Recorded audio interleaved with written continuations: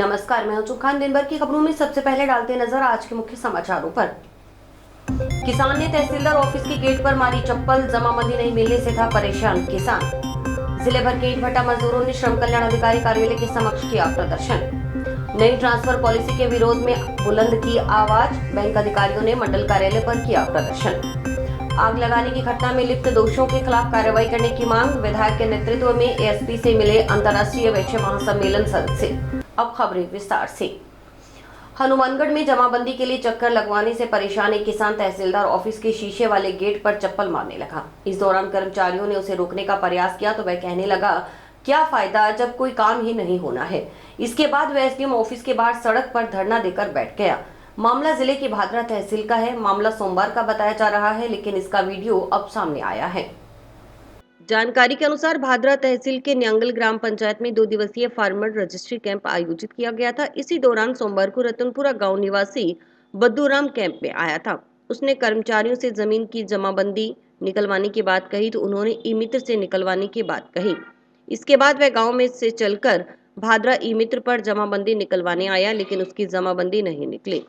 इससे परेशान होकर वह एसडीएम ऑफिस भादरा पहुंच गया, लेकिन वहां भी कुछ समाधान नहीं निकला। इसके बाद बदलूराम तहसीलदार ऑफिस पहुंचा।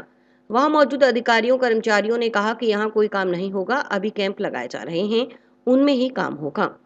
इससे गुस्साए किसान ने जोर जोर से बोलते हुए अपनी चप्पल निकालकर तहसीलदार ऑफिस के बाहर गेट के चप्पल मारने लगा। जब वहां खड़े व्यक्तियों ने उसे रोकने का प्रयास किया तो उसने कहा कि क्या फायदा जब किसी का कोई काम ही नहीं होना होगा। तो समझाइश के बाद वह एसडीएम ऑफिस के बाहर मुख्य सड़क पर आकर धरना देकर बैठ गया। जब सुनवाई करने के लिए कोई नहीं पहुंचा तो करीब आधे घंटे के बाद वह उठकर चला गया।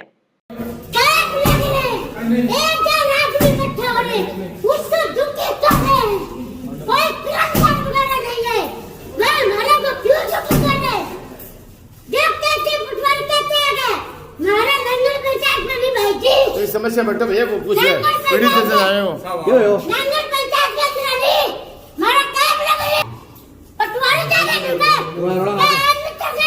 पूछा लगे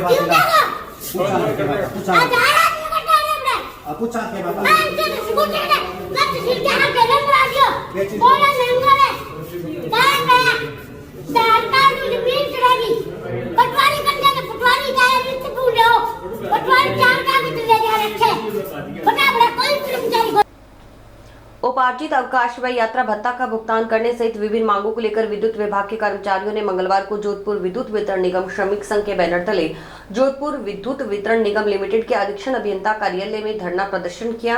धरना प्रदर्शन के बाद कर्मचारियों की डिस्कॉम अधिकारियों के साथ वार्ता हुई। वार्ता में अधिकतर मांगों पर सहमति बन गई। हर जोर जुल्म की टक्कर में, हर जोर जुल्म की टक्कर में, हर जोर जुल्म की टक्कर में भारत माता की जय हो। जोधपुर विद्युत वितरण श्रमिक संघ जिला आयुक्त संदीप सिरावता ने बताया कि 10 मार्च 2025 को डिस्कॉम के अधीक्षण अभियंता को मांगों के संबंध में ज्ञापन सौंपा गया था, लेकिन उन मांगों पर कोई संज्ञान नहीं लिया गया। उन्होंने बताया कि कर्मचारियों के उपार्जित अवकाश का 50 लाख रुपए का बजट पेंडिंग बताया जा रहा है। इसमें से 20 लाख रुपए का भुगतान हो गया था। आज प्रदर्शन के दौरान उपार्जित अवकाश का 20 लाख रुपए का और भुगतान हुआ है। अब 10 लाख रुपए का भुगतान होना शेष है। अधीक्षण अभियंता ने मार्च माह के अंत या अप्रैल माह के प्रथम सप्ताह तक बकाया 10 लाख रुपए का भुगतान होने के लिए आश्वस्त किया है। वहीं उपार्जित अवकाश का भुगतान होने के बाद यात्रा भत्ता का भुगतान किए जाने का आश्वासन मिला है। उन्होंने बताया कि स्पॉट बिलिंग का कार्य चल रहा है। इसमें किसी को कम खाते दिए जा रहे हैं और किसी को ज्यादा उपभोक्ताओं की रीडिंग लानी पड़ रही है। इस कार्य में भी भेदभाव हो रहा है। इस समस्या के समाधान का भी आश्वासन एससी ने दिया है। उन्होंने बताया कि जीएसएस ठेके पर दिए गए हैं। जीएसएस पर कर्मचारियों की संख्या कम रखी जा रही है। स्पॉट बिलिंग का कार्य चल रहा है, जिसमें किसी को कम खाते दिए जा रहे हैं और किसी को ज्यादा उपभोक्ताओं की रीडिंग लानी पड़ रही है। उसमें भेदभाव हो रहा है, उसका भी समाधान करने का आश्वासन दिया है आज अधीक्षण अभियंता महोदय ने। दूसरा, जीएसएस ठेका दिए गए हैं जिनमें कर्मचारियों की संख्या कम रखी जा रही है। जीएसएस पर एक कर्मचारी 24-24 घंटे ड्यूटी कर रहे हैं, जिससे हादसा होने की आशंका बनी रहती है।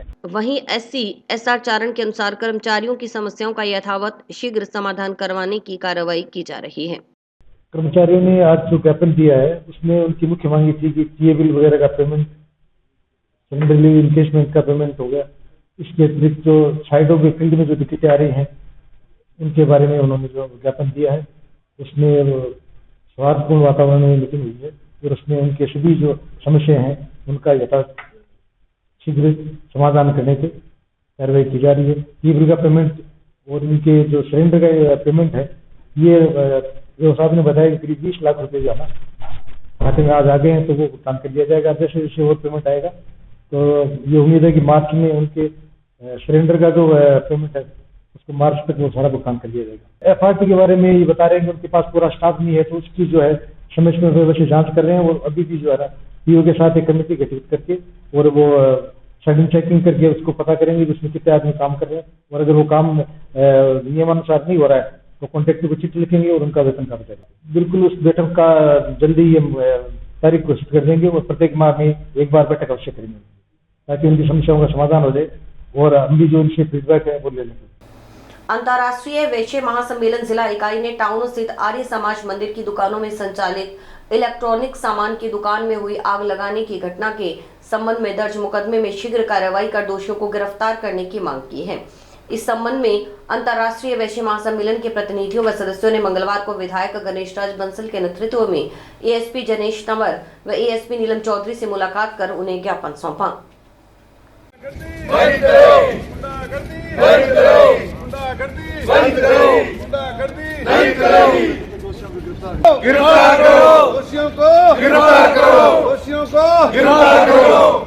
विधायक गणेश राज बंसल ने बताया कि टाउन के आर्य समाज मंदिर की दुकानें किराए पर दी हुई हैं। इनमें व्यापारी राजेंद्र ग्रोवर की इलेक्ट्रॉनिक्स की दुकान संचालित है। गत दिनों ग्रोवर की दुकान में आग लगाने की घटना हुई। इससे लाखों रुपयों की कीमत का सामान जलकर बेकार हो गया। इस संबंध में टाउन पुलिस थाना में मुकदमा दर्ज करवाया गया, लेकिन अभी तक पुलिस की ओर से इस मामले में कोई प्रभावी कार्रवाई नहीं की गई। आज वैश्य समाज हनुमानगढ़ के द्वारा हनुमानगढ़ टाउन में आर्य समाज मंदिर के किराएदारों के दुकान में हुई आगजनी के विरुद्ध कार्रवाई करने के लिए और दोषी व्यक्तियों को गिरफ्तार करने के लिए आज जिला पुलिस अधीक्षक कार्यवाहक श्री दिनेश जी तंवर से मुलाकात की एवं श्री नीलम चौधरी एडिशनल एसपी से मुलाकात सभी वैश्य समाज के व अन्य प्रमुख नागरिकों के द्वारा की गई है। इसमें जो हमारे राजेंद्र जी ग्रोवर की ग्रोवर इलेक्ट्रिक दुकान में जो 4-5 दिन पूर्व आग लगाने का प्रयास किया गया, उस आगजनी के विरुद्ध अभी तक पुलिस के द्वारा कोई प्रभावी कार्रवाई नहीं की गई है। उस दोषियों के विरुद्ध प्रभावी कार्रवाई करने के लिए आज वैश्य समाज के द्वारा ज्ञापन दिया गया है। इससे पूर्व अरोड़वंश समाज के द्वारा भी पुलिस थाना हनुमानगढ़ के सामने प्रदर्शन किए गए। तो आज इन्होंने मुझे भी अवगत है, मैं भी आज इनके साथ आया हूँ। मेरा माननीय पुलिस अधीक्षक व अन्य पुलिस के अधिकारियों से व टाउन थाना अधिकारी से यही निवेदन है कि इस आगजनी करने के दोषियों को शीघ्र गिरफ्तार किया जाए व उनके इस कृत्य का दंड उन्हें दिया जाए, नहीं तो भविष्य में शहर के नागरिक आंदोलन का राह अपनाएंगे।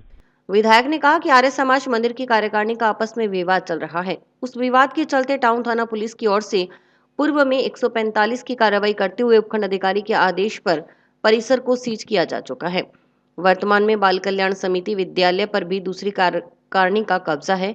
उस परिसर से यह सारी गतिविधियां संचालित हो रही हैं। उस परिसर को भी सीज करने के लिए पुलिस अधीक्षक को कहा गया है ताकि शहर में भविष्य में किसी प्रकार की अप्रिय घटना घटित न हो। कानून व्यवस्था को सुचारू रखने के लिए उस परिसर को भी कुर्क करवाया जाए। आर्य समाज मंदिर की जहाँ तक बात है, उनका कार्यकारिणी का आपस में विवाद है।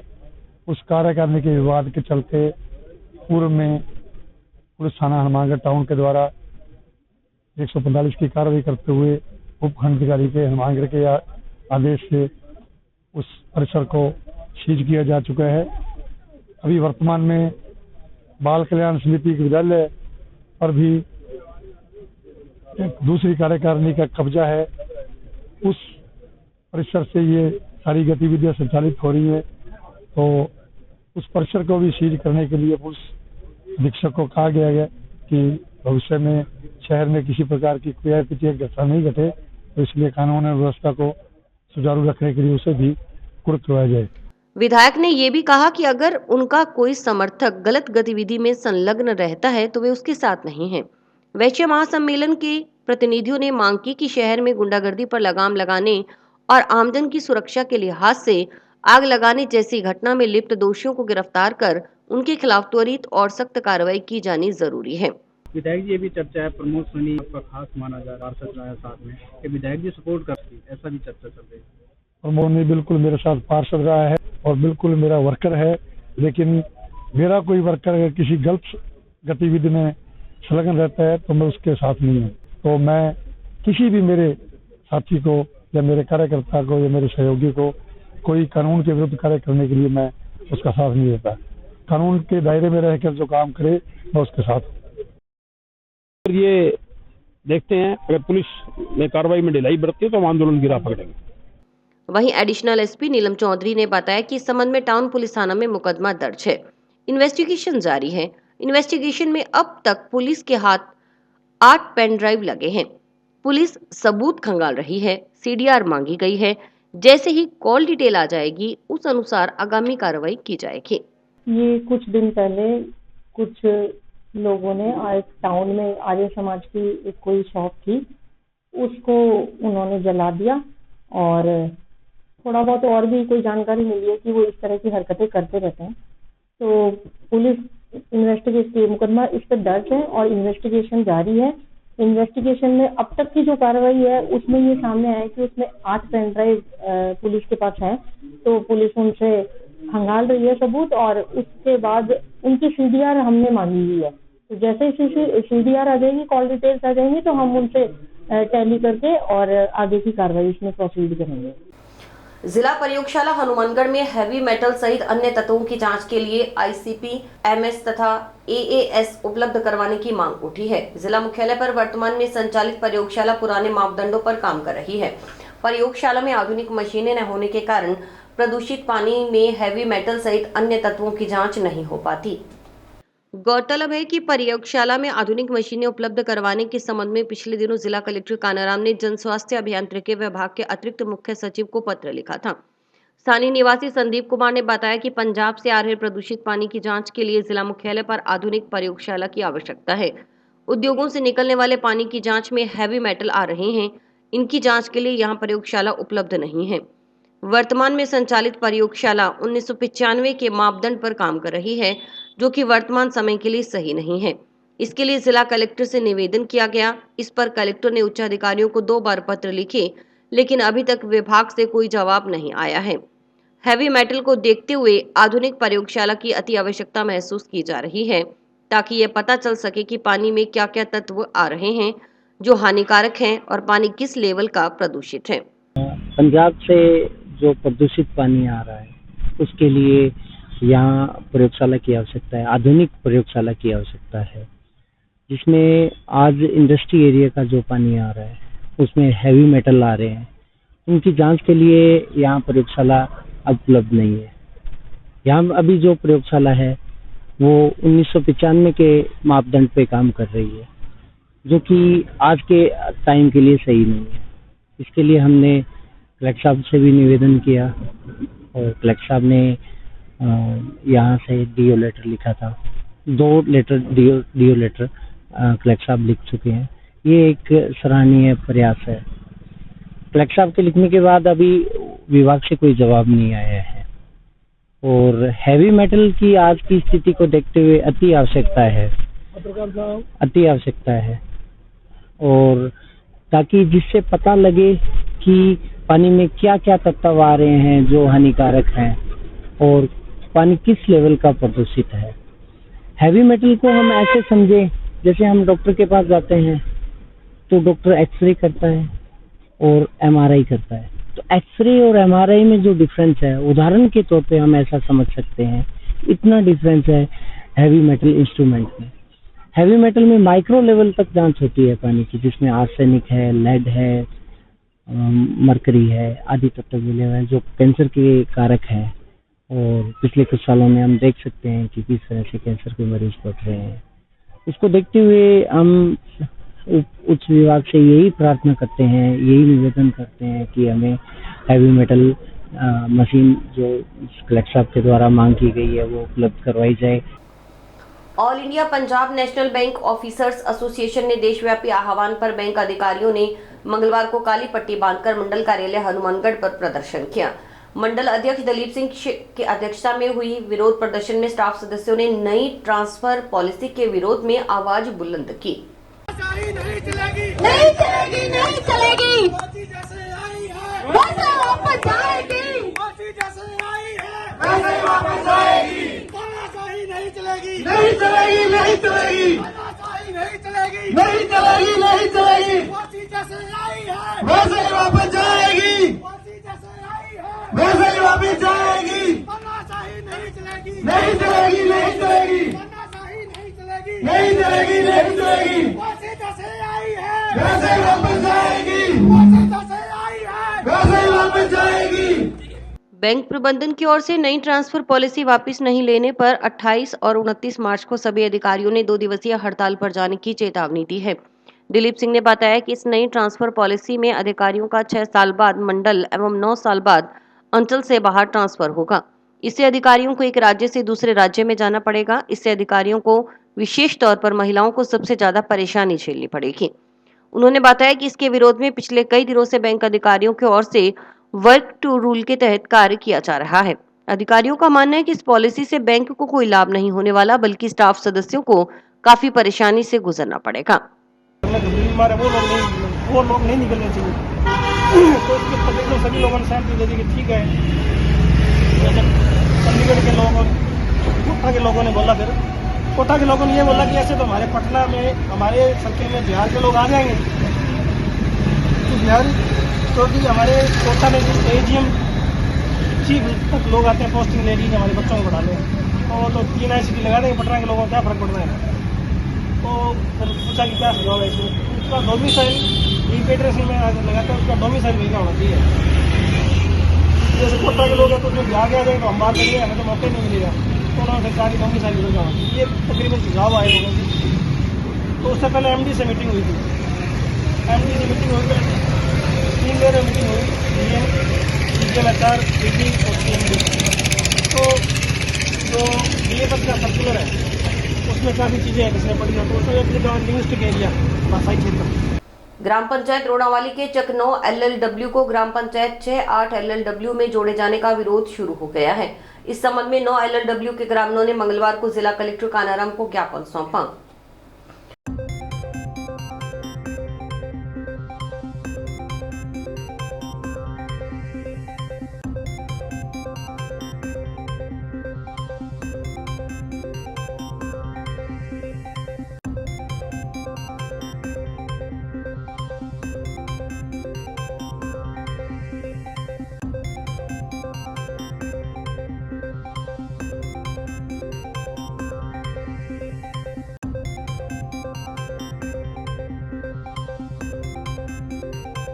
ये बार बार हमारे साथ हो रहा है साहब। 9 LLW की दूरी हमारे से 2 किलोमीटर है और संपत नगर हमारे से 7 किलोमीटर है। संपत नगर को तो वापस किया जा रहा है रोडावाली में, और जो 2 किलोमीटर की दूरी है 9 की, उसको 6 और 8 LLW नई पंचायत में जोड़ा 8 किलोमीटर दूर, 8 किलोमीटर दूर। आज ग्राम पंचायत रोड 9 LLW जो रोडावाली ग्राम पंचायत का हिस्सा है, वहाँ के लोग परिसीमन को लेके यहाँ कलेक्टर साहब को ज्ञापन देने आए थे। हुआ क्या कि कुछ राजनीतिक लाभ लेने के लिए कुछ लोगों ने चोरी छिपे प्रस्ताव बना के तहसीलदार साहब को दे दिया कि 9 LLW को नई पंचायत में मिला दिया जाए रोडावाड़ी से तोड़ के, जिसकी दूरी है 8 किलोमीटर, और रोडावाड़ी से मात्र 2 किलोमीटर पे है 9 LLW। तो पुश्तैनी गांव 9 LLW का रोडावाड़ी है। तो रोडावाड़ी के बासिंदे ये चाह रहे हैं कि हमें 9 में ही रोडावाड़ी में ही वापस रखा जाए, और संपत नगर जो रोडावाड़ी से 7 किलोमीटर है उसको रोडावाड़ी में मिलाने का प्रस्ताव दे दिया।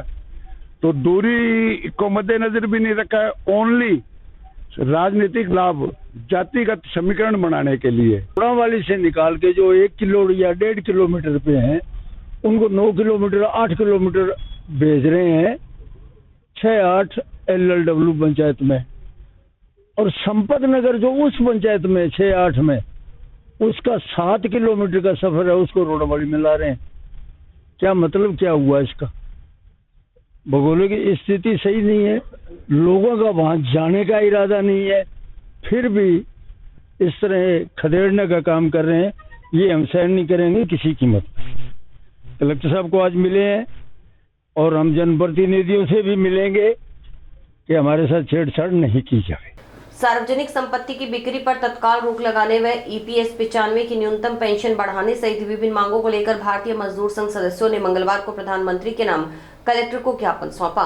भारतीय मजदूर संघ के प्रतिनिधियों ने बताया कि भारत सरकार की ओर से 1 फरवरी को प्रस्तुत बजट में जहां आयकर सीमा बढ़ाकर कर्मचारी जगत को राहत दी गई है, वहीं डेयरी उद्योग, मत्स्य उद्योग, गिग वर्कर, लघु उद्योगों को भी राहत प्रदान की है। वरिष्ठ नागरिकों को भी TDS के जरिए राहत देकर उनका सम्मान किया गया है। कैंसर जैसी बीमारी की दवा पर आयात शुल्क में छूट देकर राहत दी गई है।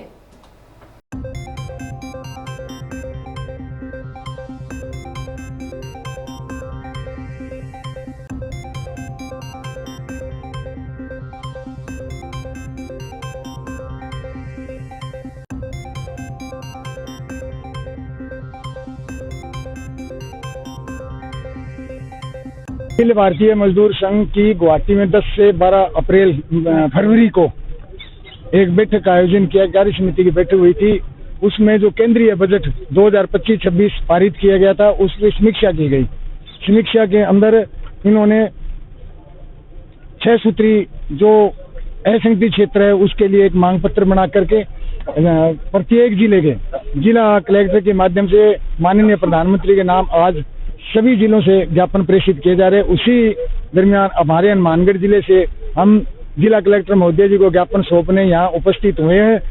तो उसमें 6 सूत्री मांग पत्र में जो EPS 95 की न्यूनतम पेंशन जो 1000 रुपये थी असंगठित क्षेत्र के लोगों के लिए, पेंशनधारियों के लिए, वो पिछले 3 वर्षों से 5000 रुपये बढ़ाकर करने की मांग की जा रही है। EPS की वेतन सीमा 15,000 रुपये से बढ़ाकर 30,000 रुपये और ESIC की वेतन सीमा 21,000 रुपये से बढ़ाकर 42,000 रुपये किए जाने की मांग की गई है। सार्वजनिक संपत्ति की बिक्री पर रोक लगाने की मांग की गई है। बीमा वित्तीय क्षेत्र में 100% विदेशी निवेश पर रोक लगाने की मांग की गई है। स्कीम वर्कर को सरकारी कर्मचारी समान वेतन और सामाजिक सुरक्षा प्रदान करने की मांग की गई है। असंगठित क्षेत्र को पर्याप्त धनराशि उपलब्ध करवाई जावे इसकी मांग की है। 6 सूत्री मांग पत्र आज हमने श्रीमान जिला कलेक्टर कानाराम जी को सौंपकर माननीय मुख्यमंत्री जी को प्रेषित करने का निवेदन किया। समाचार अभी और भी हैं, देखते रहिए स्काई चैनल। नमस्कार दोस्तों, मैं डॉक्टर निधि डोमेवाले फोकस नागपाल आई हॉस्पिटल से, जो 40 साल से आंखों की बहुत अच्छी सर्विस दे रहा है। आपको ये बताते हुए मुझे खुशी हो रही है कि अब चश्मा निकालने का ऑपरेशन जो लेजर द्वारा किया जाता है, जिसे लेसिक कहते हैं, वो यहाँ पे शुरू हो चुका है। लेसिक यानी लेजर द्वारा आपके आँख का चश्मे का नंबर हटाया जाता है। ये चश्मे का नंबर हटाने के लिए लेज़र किरणों का प्रयोग किया जाता है। हमारे यहाँ हनुमानगढ़ में आधुनिक तकनीक की मशीनें हैं जो FDA अप्रूव्ड है, जो आपकी आंखों के लिए बहुत सुरक्षित है। बिना नुकसान के आपका चश्मे का नंबर हट जाएगा। लेसिक ऑपरेशन से मरीज़ को घबराने की कोई ज़रूरत नहीं है, क्योंकि इस ऑपरेशन में आपको आँख में कोई टीका लगवाने की ज़रूरत नहीं है। हम आँख को एक ड्रॉप यानी एक दवाई के द्वारा सून करेंगे, उसके बाद आपका ऑपरेशन होगा जो कि 10 से 15 मिनट में हो जाएगा। चलो आए, लेसिक ऑपरेशन के द्वारा अपनी नई ज़िंदगी की शुरुआत करें और चश्मा से मुक्त हो जाए। मजदूरी दरें तय करने व ईंट भट्टों पर आवश्यक सुविधाएं उपलब्ध करवाने की मांग को लेकर ईंट भट्टा लेबर यूनियन के बैनर तले मंगलवार को भारी तादाद में ईंट भट्टा मजदूरों ने जिला श्रम कल्याण अधिकारी कार्यालय के समक्ष प्रदर्शन किया। ईंट भट्टा मजदूरों ने मजदूरी की दरें तय न होने पर आंदोलन तेज करने की चेतावनी दी।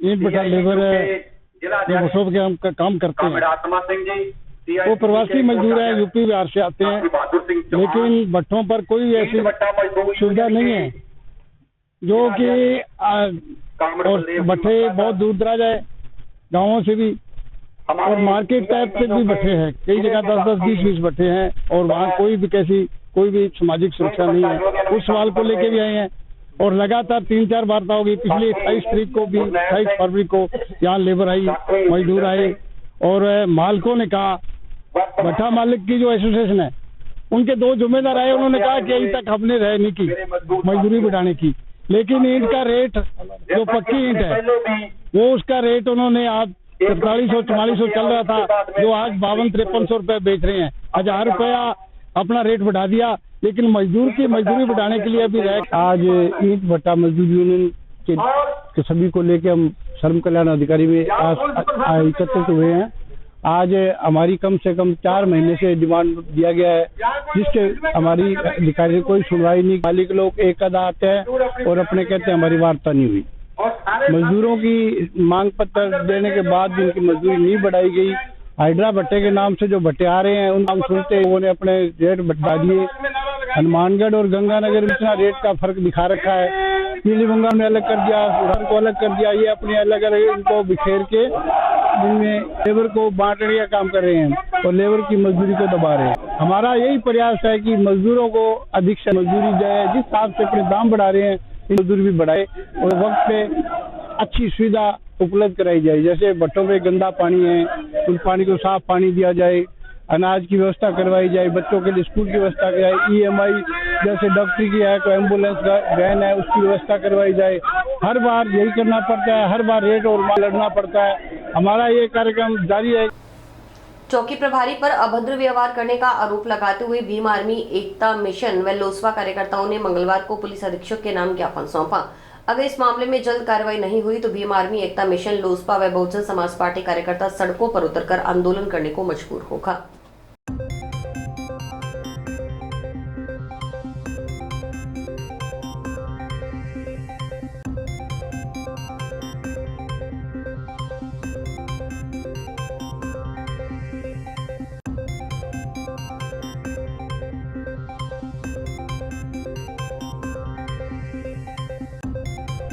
ये हमारे जिला प्रभारी मदन जी गौड़ होली के दिन रात को लगभग 8 बजे गली के अंदर कोई असामाजिक तत्व लड़के थे जो शराब पीकर उत्पात मचा रहे थे।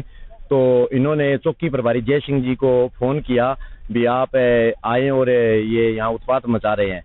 तो वो चौकी प्रभारी जी वहाँ पहुंचे और पहुंचते ही उनको पकड़ने की बजाय इनको मदन जी को कहने लगे भी आपने फोन किया था क्या? हाँ, इन्होंने कहा जी हाँ मैंने किया। बोले आप कौन हो? बोले जी कि मैं मदन लाल हूँ। कहा आप तुम्हारी जाति क्या है? कहा मैं मेघवाड़ हूँ। इन्होंने कहा भी मैं भीम आर्मी से जिला अध्यक्ष हूँ, लोजपा प्रभारी हूँ, जिला प्रभारी हूँ। तो बोले ऐसे मेघवाड़ों को मैंने बहुत जिला प्रभारी देखे हैं और इनको जी गलत बोला। हमारे पार्टी के कद्दावर नेता हैं, वरिष्ठ नेता हैं, जिनके साथ बदतमीजी से पेश आना, इसके लिए पार्टी घोर निंदा करती है। और SP साहब को हमने ज्ञापन दिया है कि इस मामले को संज्ञान में लेकर इसके अंदर उचित कार्रवाई करें, अन्यथा पार्टी आंदोलन करने के लिए मजबूर होगी। कांग्रेस पार्टी की बैठक व्यापार मंडल सभागार में मंगलवार को हुई, जिसमें PCC के निर्देशानुसार राजस्थान प्रदेश कांग्रेस कमेटी की ओर से विधानसभा क्षेत्रों में कांग्रेस पार्टी के कार्यों को गति प्रदान करने एवं संगठनात्मक गतिविधियों को और अधिक प्रभावी बनाने पर जोर दिया गया। बैठक की अध्यक्षता करते हुए कांग्रेस जिला अध्यक्ष सुरेंद्र दादरी ने संगठन की मजबूती पर बल दिया और हर एक बूथ पर BLO की नियुक्ति करने के निर्देश दिए। विधानसभा समन्वयक मुखराम धेत्रवाल ने कहा कि बूथ लेवल की बैठक हर महीने मंडल अध्यक्ष लेंगे। जो भी पदाधिकारी कार्य नहीं करना चाहेगा उसको बदला जाएगा। उन्होंने संगठनात्मक मुद्दों पर चर्चा की। उन्होंने कहा कि घर घर व गांव गांव दस्तक कार्यक्रम चलाकर जिस जगह पार्टी कमजोर है वहां उसे मजबूत किया जाएगा। ब्लॉक कांग्रेस कमेटी अध्यक्ष सुधीर कोदारा ने पार्टी की मजबूती पर बल दिया। विधायक अभिमन्यु पुनिया ने कहा कि भाजपा सरकार ने अभी तक कोई कार्य नहीं किया है। राज्य सरकार से मिली राशि को लेकर आपस में हनुमानगढ़ जिले सहित अन्य जिलों में नेता श्रेय लेने की होड़ में लगे हुए हैं। उन्होंने कहा कि सिंचाई पानी की समस्या वर्षों से चल रही है, जिसको हल करने के लिए सरकार के पास कोई योजना नहीं। किसान पहले भी आंदोलन कर रहा था, अब भी कर रहा है। सिंचाई पानी समस्या समाधान के लिए इसका स्थायी हल ढूंढना ही होगा। वहीं आने वाले चुनावों में बागी उम्मीदवारों को पंचायत व नगरपालिका चुनावों में प्रत्याशी नहीं बनाने की मांग रखी गई। पूनिया ने दिल्ली से आए आदेशों की अक्षरशः पालना करने का आह्वान किया। टिब्बी ब्लॉक कांग्रेस कमेटी अध्यक्ष निकुराम ने कहा कि कांग्रेस के सिंबल पर चुनाव जीतकर अब जो नेता भाजपा की गोद में जा बैठे हैं, ऐसे प्रतिनिधियों के खिलाफ कार्रवाई की जाए। जैसे हर घर दस्तक, हर गांव दस्तक, उसमें एक चीज होती है, जैसे गांव लेवल पे जैसे अन्य जो हमारे एनिमी हमारे जो विरोधी पार्टियां हैं वो काम करती हैं, तो कुछ हम उसी प्रकार से, जैसे हमारी जो मैं पैसे से ट्रैक्टर डीलर हूं, तो हमारे में एक क्या होता है कि जहां हम कैटेगरी देते हैं गाँव को, जिसमें गांव में एक गांव होता है सीडिंग विलेज। सीडिंग विलेज का मतलब यहाँ है कि उस गांव में हमारे वोटर कम है। भी मान लो उस तालुका में बीजेपी के वोटर हैं या अन्य हमारे वोटर कम है, तो वो हमारे लिए सीडिंग विलेज हो गया। भी वहां बीज बो के अपने पौधे को बड़ा किया जाए। और एक होता है पेनिटेशन विलेज, जिसमें हम 50-50, तो उसको भी आगे बढ़ाना है। दूसरा अपना तालुका गांव है जिसमें अपना सर्विस विलेज, जिसमें कांग्रेस के खूब वोट। नेताओं ने, टीकाराम जूली जी, तमाम नेताओं ने एक साथ बैठक कर कि ये वर्ष जो है वो संगठन का वर्ष है। ये साल हम संगठन को मजबूती के लिए किस प्रकार लगाएं और संगठन में मजबूती के लिए किस प्रकार हम काम करें। दिल्ली से राहुल गांधी जी का आदेश, खड़गे साहब का आदेश, केसी वेणुगोपाल साहब का आदेश, पहली बार दिल्ली से जो आदेश आया है कि मंडल अध्यक्ष को आप मजबूत करने का काम करें। आप जिला छोड़ दो, प्रदेश छोड़ दो, तहसील छोड़ दो। टिब्बी तहसील में लगाई जा रही एथेनॉल फैक्ट्री के विरोध में चल रहे आंदोलन के तहत नागरिक लगातार विरोध कर रहे हैं। इसी कड़ी में 19 मार्च को टिब्बी में प्रकृति बचाओ प्रदूषण हटाओ जन जागृति यात्रा का आयोजन होगा। युवा नेता महंगा सिंह सिद्धू ने बताया कि यह यात्रा टिब्बी से शुरू होगी और हनुमानगढ़ पहुंचेगी। यात्रा रात्रि विश्राम भटनेर धर्मशाला में करेगी और 20 मार्च को कलेक्ट्रेट पहुंच कलेक्टर को ज्ञापन सौंपा जाएगा। 12 अगस्त 2024 से अपना टिब्बी तहसील में एथेनॉल फैक्ट्री के विरुद्ध आंदोलन जारी है। और अभी आपने देखा कि कुछ दिन पहले विश्व की एक प्रदूषण की सूची जारी हुई, जिसमें पूरे विश्व से 20 जिलों को टॉप 20 में रखा गया, जिसमें 13 जिले भारत देश के रखे गए और उसमें से 3 जिले राजस्थान के रखे गए, जिनमें से अपना हनुमानगढ़ भी प्रदूषण के मामले में विश्व में 12वें नंबर पर आया। और दूसरा जो अपना क्षेत्र टिब्बी क्षेत्र है, ये एक धान का कटोरा के नाम से जिसे जाना जाता है, जिसमें सर्वाधिक भूमि उपजाऊ है और जहां पीने का पानी भी धरातल का उपयोग किया जाता है। तो वहां पूरे क्षेत्र के लोग उस फैक्ट्री का विरोध कर रहे थे। सर्व समाज के लोगों का, मातृशक्ति का, बड़े बुजुर्गों को, नौजवानों का कहना है कि हमें फैक्ट्रियों के नाम का विकास नहीं चाहिए। ये हमारा जो क्षेत्र है ये कृषि बहुल्य क्षेत्र है, इसे उपजाऊपन इसका बना रहने दें। उसको लेकर के लगभग 7 माह से ज्यादा का समय हो चुका है, पूरे क्षेत्र के लोग आंदोलनरत है। तो उसको लेकर के कल 19 मार्च को टिब्बी क्षेत्र से एक बहुत बड़ी यात्रा का आयोजन किया जा रहा है, जिसमें प्रकृति बचाओ प्रदूषण हटाओ के नाम से एक जन जागृति यात्रा का आयोजन कल टिब्बी रामदेव मंदिर से शुरू होगा। और रामदेव मंदिर से शुरू होकर के कल 19 तारीख को रात्रि में हनुमानगढ़ टाउन में भटनेर धर्मशाला में रात्रि विश्राम का कार्यक्रम रहेगा। और अगले दिन 20 मार्च सुबह 10 बजे भटनेर धर्मशाला से सर्व समाज, मातृशक्ति, बड़े बुजुर्ग और नौजवान वहां से फिर जन जागरूक यात्रा के तहत हनुमानगढ़ कलेक्ट्रेट पहुंचेंगे और वहां पर माननीय कलेक्टर महोदय को ज्ञापन देकर के जो पूरे क्षेत्र के लोग लंबे समय से संघर्ष कर रहे हैं उससे अवगत करवाएंगे। और इसी के साथ समाचार समाप्त हुए। रोजाना देखते रहिए समाचार। नमस्कार।